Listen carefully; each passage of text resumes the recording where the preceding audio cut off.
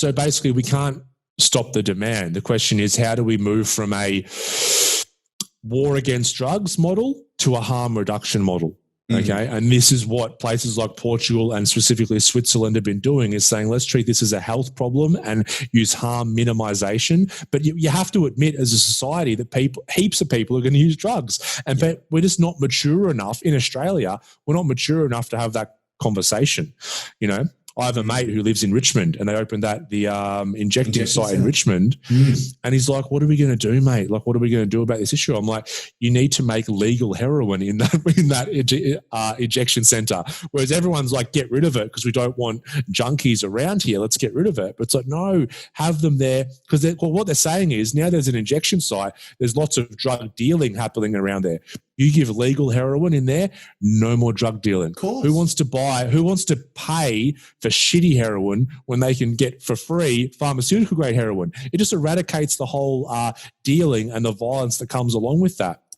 Because when you take, this is why drug prohibition stopped, because alcohol prohibition stopped. As soon as alcohol was made illegal, it went underground because people still wanted to drink. Funnily enough, right? So then all of a sudden, the business of alcohol goes to organised crime and gangs.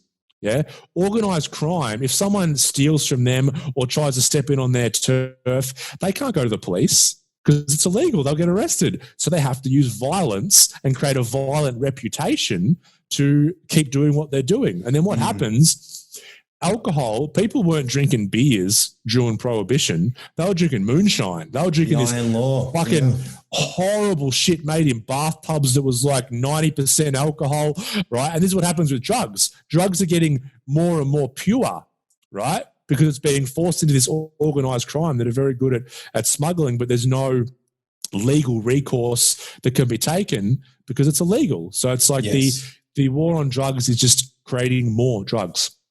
Yeah, and one thing I really love about that idea of the from supply to demand when it goes underground is it looks like an hourglass, because one thing that Ahern wrote about in that book was what was called the iron law of addiction, where it's because they have to try to get as much bang for their buck through that little squeeze where the potential for them to go bust is everything. They have to get really good, pure, potent stuff in a tiny little packet so that people will always, always want it. So it creates more danger, more drugs, as you say, and more deaths.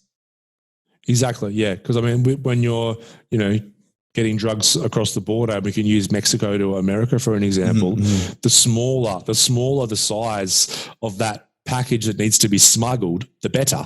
Yeah. Because that's why if you use alcohol as an example, you don't want to try and, if I've got a car, if I'm in a sedan, I don't want to try and smuggle 10 slabs of beer. I want to smuggle a bottle of, 90% proof stuff in the back because it's easier for me to smuggle. And, putting all the power is in the hands of these, the cartel in Mexico, they basically own the police. If they want someone killed, they get the cartel gets the police to kill the people they want killed. This is the result of the war on drugs. It's just giving more and more power to organised crime and people that are very, very willing to use violence to make money.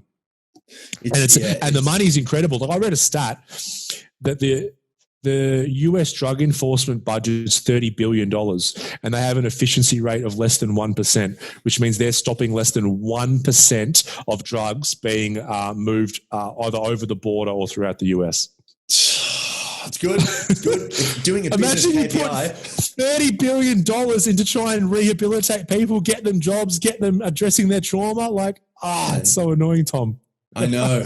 Well, but this is that thing. It's like you start to, you want to pick yourself up by your bootstraps and do what you can to change the world. But you get to a point where it's like, wow, I'm just coming against this brick wall of policy that's just so far behind. It must be, and you're right in the thick of it, it must be infuriating.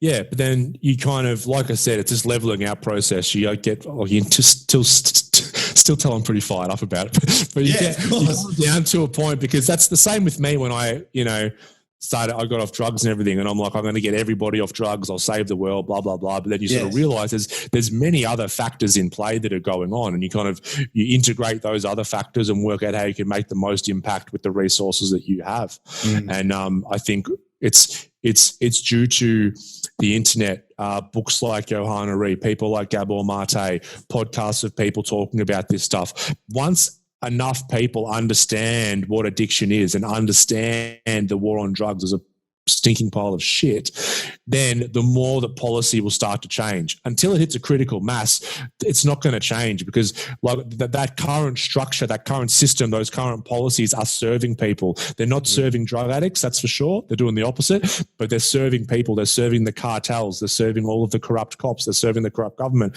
They're serving a purpose. But once enough people understand what's going on, then policy will change, because at the end of the day, people need people voting for them.